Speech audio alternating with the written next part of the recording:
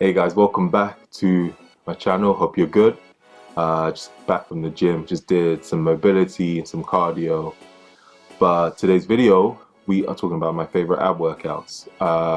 My go-to core and ab training that I do with my core workout. It always rotates. So these that I'm going to show you in the video are staples that I always have, but I try and change it and mix it up and play around with it so it's not too boring.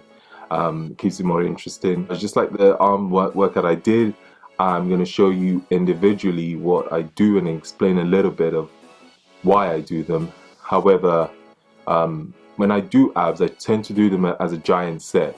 So I'll probably do about 3 sets and giant sets of each for about 12 to 15 reps or 12 reps. You want to keep it simple. It's just to keep the intensity on training my abs. I always like to train them either before a session, so let's say before a bodybuilding session, or I make time to train them when I do my mobility workouts as well. If you're going to train your core and your abs, train them seriously. Train them as much as you would train your chest, your biceps.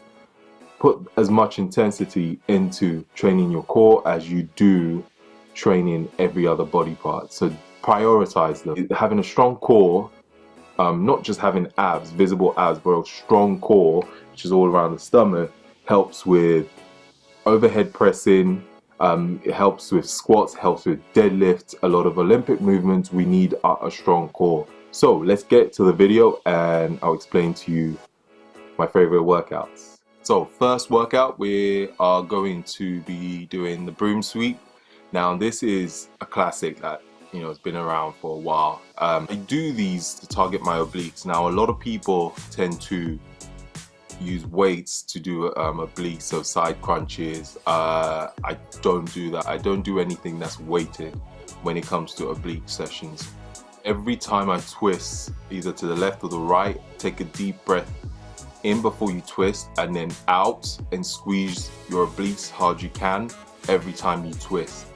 So making sure that you're not just going through the motions, you are actually contracting the muscle, especially your obliques, every time you twist to the left or to the right. I usually tend to do about 3 sets of these and stick to about, I would say, 12, so alternating each side. The hanging leg raises is a pretty difficult one for a lot of people, but if you can get this right, it's great for developing your core. So keeping your legs straight, taking a deep breath in before you go up, before you take your legs up, and deep breath out. Now I like to take my legs all the way up, almost towards the bar. I can really work my core a lot more by taking my legs all the way up. Try not to swing too much. That's another rule. Too many people swing a lot on this workout, so try and keep it nice and controlled. Contract your lats because that would help you stay up.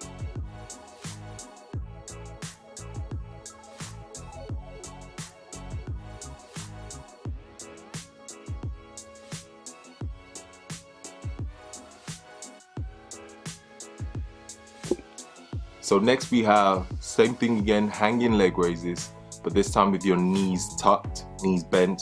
Now this is slightly easier, a slightly easier version. Again, keeping it nice and controlled.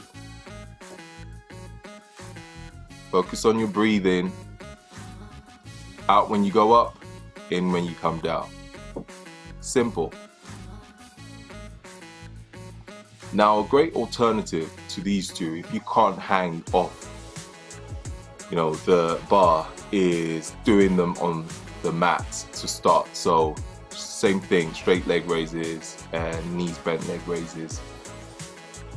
Those can be done on the mat if you struggle with hanging off a bar.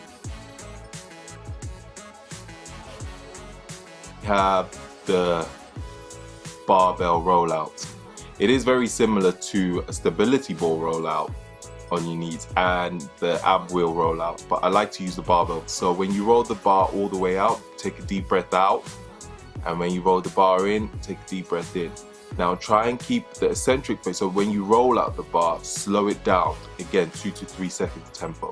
Nice and slow when you roll it out, and then in as quick as you can. So out nice and slow. With the rollouts, it really works your core, really targets your core. If you haven't done these before, try it. It is brutal. I would even sometimes take the tempo to a 5-second tempo when I'm going all the way down.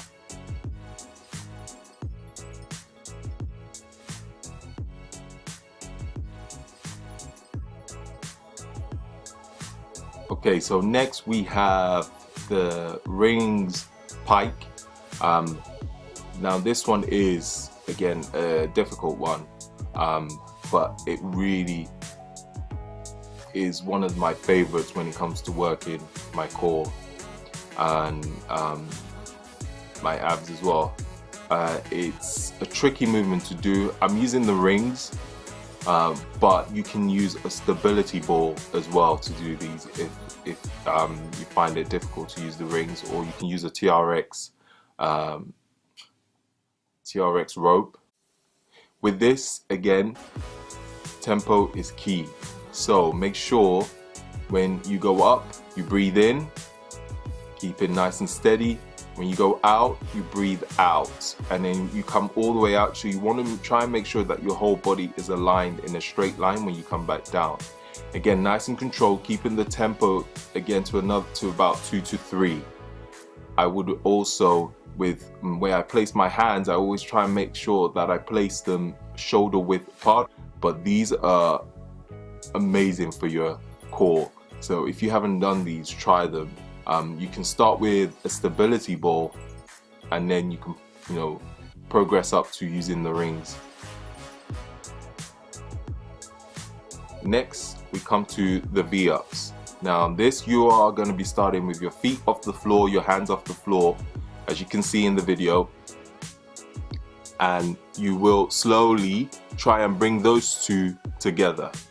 So feet off the floor, hands off the floor, and come up and meet with each other. So deep breath in when you're down, and breathe out when you come up. When you breathe out when you come up, squeeze your abs. So deep breath in and out when you come up. Again, try and keep the tempo nice and controlled. No rushing it, no rushing the movement. That's one of the most important things I would say when it comes to core. Don't rush the movements.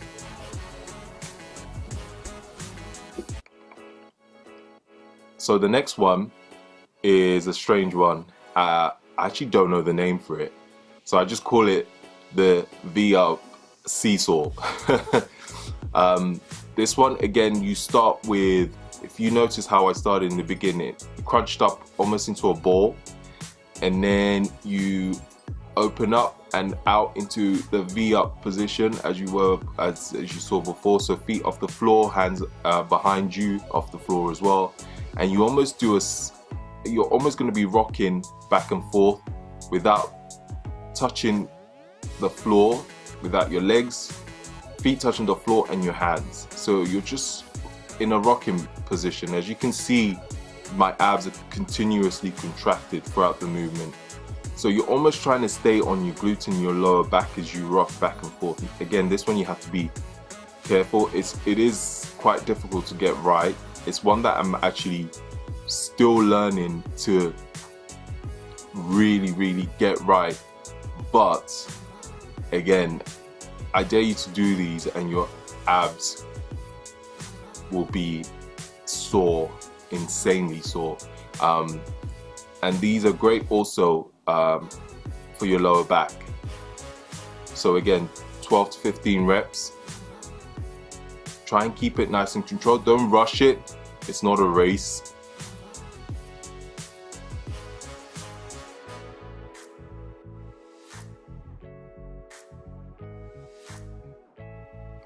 So next we have the Superman, which is a great core workout that I love doing. You always know how strong your core is getting is when you can do these easily and comfortably without shaking, or without shaking to one side or the other. Now you start with your hands shoulder width apart on the mats. I like to point my hands out slightly also on the floor, and then my feet again slightly wider than my hips. So you want to take up your right arm and your left leg at the same time. Now again, if this is one that I'm still trying to get 100% right, but it's far better. It's such a great test to how strong your core is getting. Again, so try and do these. I try and keep to about 12 reps, alternate each side, or you can stick to one side and you do 6 on one side and then change and do 6 on the other side. If you want to make this harder, someone told me to do this and I thought it was ridiculous, but close your eyes and do them.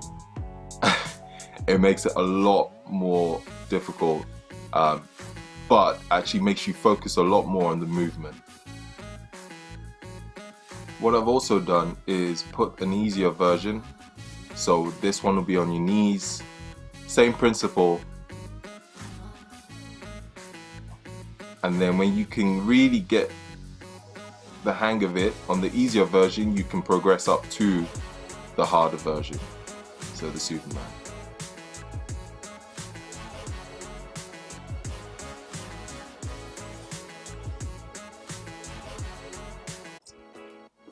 And next we have the ball slams. Now this one is another weird one that a lot of people don't think about doing, but it is another great core workout.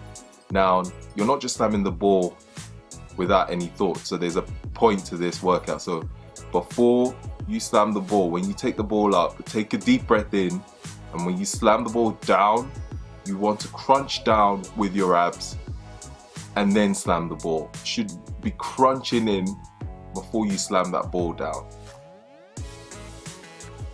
Your arms will be doing some work, but you're focusing on your core on this one. You can also do, if you can't slam the ball on the floor in your gym, get one of those boxes where you can jump, those plyo boxes, and slam the ball on that. It's the same effect. But yeah, and again, another 12 to 15 reps in these 3 sets. Really use your core when you slam the ball on the floor. Breathing is key again with this one. Take a deep breath in when you take your arms over your head. Breathe out and you slam the ball down onto the floor.